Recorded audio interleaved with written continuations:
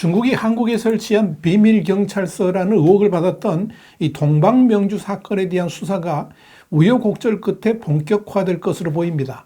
서울중앙지검이 이 동부지검으로부터 사건을 넘겨받아서 형사 2부에 배당했기 때문입니다. 바로 이 동방명주 사건에 대해서 Y타임스가 파헤쳐봤습니다. 지금 시작합니다.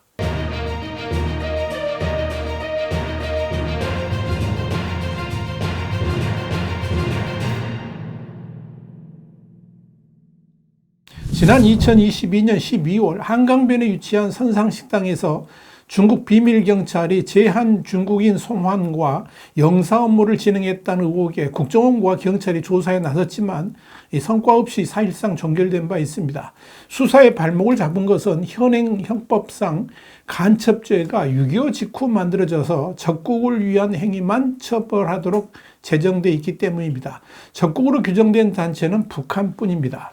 이 때문에 조수진 국민의힘 의원하고 이상한 민주당 의원이 간첩죄의 사각지대를 보완할 형법상 간첩죄 개정안을 지난해 1월과 2월 각각 대표 발의를 했지만 이번에는 당시 대법원장을 맡고 있던 김명수의 법원 행정차가 반대 의견을 내면서 발목이 잡혔습니다. 이에 따라 중국의 비밀경찰서에 대한 의혹은 짙었지만 이 부분에 대해서는 수사를 하지 못하고 지난해 4월 서울 송파경찰서는 이 동방명주를 오개물 광고법 그리고 식품위생법 위반 혐의로 서울 동부지검에 송치했던 겁니다. 이 동방명주 대표인 왕화이진은 구청의 허가를 받지 않고 식당 외벽에 대형 전광판을 설치한 혐의로 송파구청으로부터 고발당한 데 따른 겁니다. 그럼에도 불구하고 이번에 서울중앙지검이 다시 수사에 착수함으로써 이 동방명주 사건에 대한 그동안의 의혹을 다시 들여다보고 사실상의 간첩죄를 포함한 구체적인 의혹에 대해서 수사의 칼날을 들이밀 가능성이 높은 것으로 보입니다. 사실 동방명주 사건은 중국이 한국의 주권을 침해하는 것이고 또 민주주의를 위협하는 일이라는 점에서 반드시 실상을 파헤쳐야 되고 또 이에 대해서 중국 당국의 상응한 법적 처리를 요구했어야만 합니다. 이런 측면에서 우리 정보당국은 동방명주 사건에 대해 심도 있는 내사를 진행했고 사실상 중국 정부의 비밀경찰 역할을 했다라고 잠정 결론을 낸 것으로 알려졌습니다. 중국이 이 대한민국 한복판에 둔 비밀 조직이 영사 업무를 대리 수행을 하고 또 중국인 송환 업무를 한다는 의혹이 사실로 드러났다 하는 이야기입니다. 동방명주 측은 질병 등으로 죽거나 다친 중국인의 귀국을 지원했다라고 부인하지만 우리 정보 승인을 받지 않은 이런 활동은 영사관계에 관한 빈협약 위반입니다. 이 협약 12조는 공관이 설립된 이외의 다른 장소에 공관 일부를 구성하는 사무소를 설치하기 위해서는 상대국의 명시적인 사전 동의가 필요하다 이렇게 규정을 하고 있습니다. 정보당국은 이 동방명주가 중국 대사관이 주재하는 각종 행사를 도맡아 개최한 점도 중국 정부하고의 관련성을 의심할 수 있는 그런 대목으로 보고 있습니다. 또 한국 내 중국인들을 대상으로 한 각종 시상식도 동방명주가 전담해온 것으로 알려졌습니다. 이뿐 아니라 일반인을 대상으로 한 식당 외에 별도의 VIP 전용관을 운영했는데 정황상 이곳에서 도감청이 이루어졌을 가능성도 배제할 수가 없습니다. 당시 언론 보도에 따르면 이 중국에서 사업을 하는 한 관계자가 중국 주요 인사를 만날 때는 주로 동방명주로 초대받은 사실을 공개한 바 있습니다. 정보당국은 또 체제 비판적인 인사라든지 학생들을 이 동방명주로 불러가지고 사실상 취조에 가까운 일들을 행했고 동시에 동방명주가 체제 비판적인 인사를 본국으로 불러들이는 역할을 했을 가능성도 크다고 판단한 것으로 알려졌습니다. 실제로 우리 국정원은 지난해 1월 국회 정보위원회에 동방명주 소유주인 왕하이진 씨가 한국 정부의 승인을 받지 않고 중국인의 국외 이송 등 사실상의 영사 역할을 해온 것으로 판단하고 있다. 이렇게 보고한 바 있습니다. 당시 왕 씨가 기자회견에서 영사관 활동을 연계할 수 있는 플랫폼 역할만 할 뿐 아무 권한도 없다라고 말을 했지만 여기에 대해서 국정원은 이 동방명주가 중국인 국외 이송 등 영사 기능을 하는 별도 사무소 역할을 해온 것으로 보고 있다. 이렇게 밝힌 바 있습니다. 특히 주목할 부분은 동방명주 스스로 중국 공무원이 허가한 최초의 해외 중식 번영 기지다. 이렇게 자인하고 있다는 점입니다. 그렇다면 한국에 중국 식당을 내는데 왜 중국 공무원의 허가가 필요했으며 또 한국에서 인력을 모집할 때에도 이 점을 버젓이 홍보하고 있다는 것인지 의혹을 갖지 않을 수가 없는 겁니다. 국제인권단체들은 이미 중국 정부가 지난 2022년부터 해외 현지에 있는 경찰과 학생 등을 고용해서 새로운 형태의 연락사무소를 개설해 왔다라고 지적한 바 있는데 동방명주도 그중 하나일 가능성이 크다 하는 이야기입니다.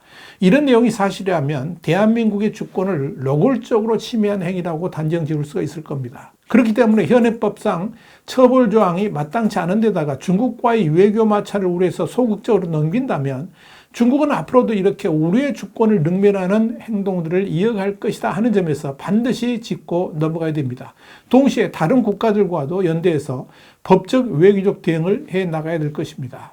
중국은 미국에도 비밀 경찰서를 차리고 운영한 바 있습니다. 뉴욕타임스는 지난해 1월 12일 중국이 미국 뉴욕 맨하탄 차이나타운의 한 건물에 향후의 간판을 단 비밀 경찰서를 운영했다 그러면서 미 연방수사 그러니까 FBI하고 지역 검찰이 지난 2022년 가을 이곳을 압수수색해서 범죄 혐의를 수사 중이며 미국 거주 중국인 강제 송환에 연루된 중국 국적자들을 기소했다라고 보도를 한 바 있습니다. 뉴욕타임스에 따르면 이 뉴욕의 중국 비밀경찰서는 차이나타운 내에서 비교적 분주한 거리에 자리 잡고 있습니다.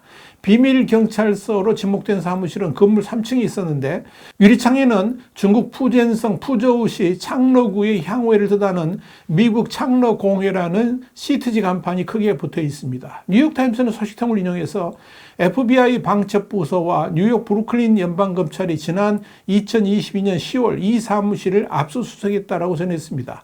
이와 관련해서 이후 브루클린 검찰은 미국에 사는 중국인 가족 2명을 협박해서 중국으로 보내려던 중국인 일당 7명을 기소한 바 있습니다. 앞서 국제인권단체인 세이프가드 디펜더스는 중국이 해외 21개 나라에 54개 비밀경찰서를 운영하면서 범죄 관련성 있는 중국인들을 뒤쫓아서 본국으로 송환하는 여우사냥 작전에 나서고 있다 그러면서 지난 2022년 10월 공개를 한 바 있습니다. 흥미로운 것은 동방명주가 여의도의 국회의사당 바로 앞에 지점 사무실을 내서 운영해 왔다는 사실입니다. 여의도 국회 앞 대로에 위치한 건물 9층에 미디어업과 관련된 회사를 낸 동방명주는 중국의 관영 매체인 중국중앙TV 그러니까 CCTV 서울지국의 간판도 걸어놓고 사무실을 공유하고 있는 것이 아닌가 하는 추측을 낳게 했습니다. 이런 의혹을 갖는 것은 이 동방명주의 왕하이진 대표가 중국 관영 신화통신과 깊은 연결고리를 갖고 있기 때문입니다. 사실상 이 신화통신의 인터넷망이 신화망이 한국 채널격의 사무실을 운영하면서 한국에 관련된 정보를 수집하고 또 이를 통해서 정치 공작을 해온 것이 아닌가 하는 의심을 갖게 만드는 것입니다. 더더욱 사무실 위치가 하필 국회 앞이라는 점에서 친중적 견해를 갖고 있는 정치인들을 통해서 대한민국 국회의 동정을 수집하고 또 정치적 거래를 하기 위한 장소가 아닌가, 그런 장소를 운영한 것이 아닌가 하는 의혹을 숨길 수가 없는 겁니다. 동방명주 사건이 불거진 것이 1년이 훨씬 넘었음에도 아직까지 사건의 실체가 명명백백하게 드러나지 않은 것은 어쩌면 우리나라 내부에 암약하고 있는 친중파들의 입김 때문이 아닌가 이렇게 보이기도 합니다.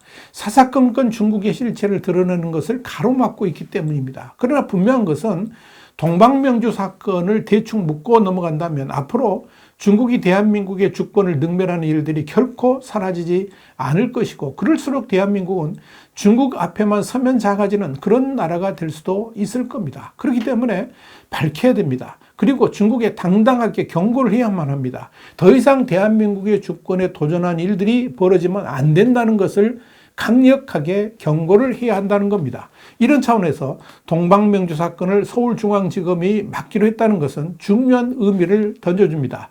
서울중앙지검의 분발을 촉구합니다. 와이텀 정세분석이었습니다. 감사합니다.